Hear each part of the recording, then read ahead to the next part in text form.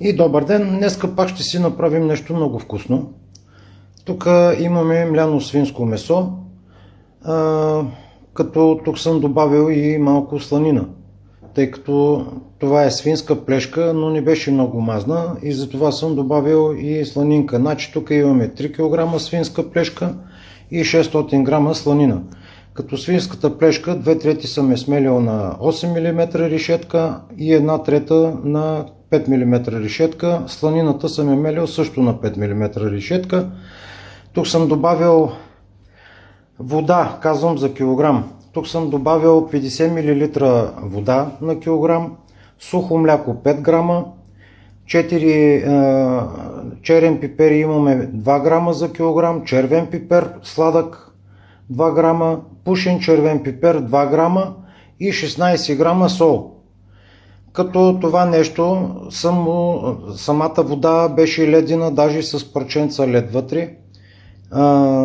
Мляното месо също на студено, 4-5 градуса стояло в хладилника и съм го умесил добре, за да може да избиеме белтъка и да започне да залепва каймата, да стане лепкава.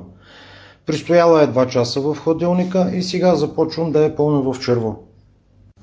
Започнах да ги пълня в тънко свинско черво, като си ги разделям на около 15 см, по 150 грама горе-долу парченцето.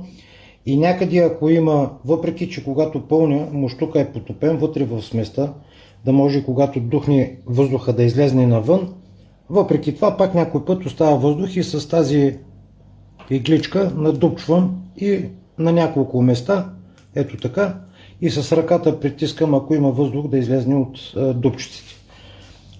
Започвам да подреждам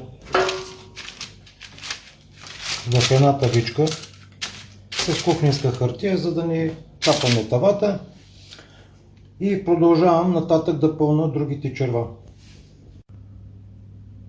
Ето, напълнил съм наденичките. Одеве пропуснах да кажа, желателно е да се ползва тук памучен конец в краищата, където връзваме в двата края. Памучен конец, желателно е такъв да се ползва. И сега слагам наденичките във фурната на 78-80 градуса. Като тук в тази тавичка съм сложил гореща вода, слагаме най-отдолу на долните риотани, да може да нагрява водата и да се изпарява. И слагам наденичките сега. Да покажа само, ако някой не е разбрал, ето така слагам тавичката най-отдолу, сега ще я бутна навътре на вентилатор 78-80 градуса макс. И на втория час ще ги обърна и ще ги оставя още за 2 часа и половина.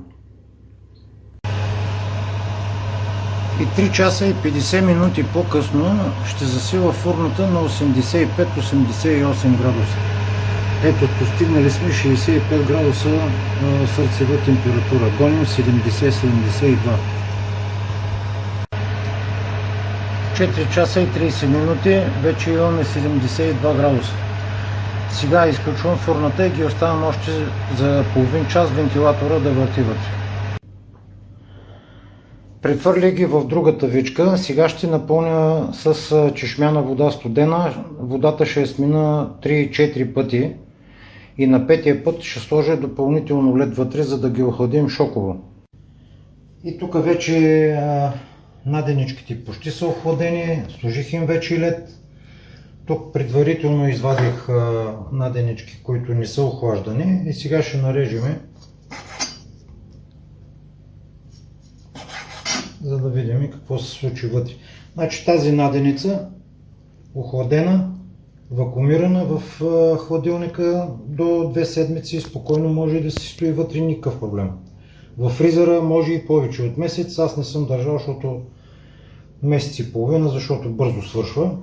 Тази наденица е по този начин, както си печеме биринка, македонка, е така може да си я цепнем от фризера, като я извадим, да си я нацепим отгоре е така с ножа и да си я запечем на парти грила. Става много вкусна.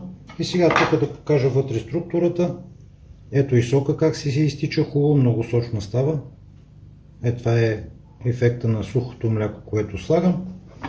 И сега да опитаме. Много сочна е станала, на подправки е добре, месото се е изготвило добре. Сега също в момента може да се консумира. Никакъв проблем, ние сме стигнали вече 72 градуса, убили сме всички бактерии вътре, каквото има вредно, може и така да се консумира. Ако мислите, че ще ви хареса, направете си. Бъдете здрави и до нови срещи!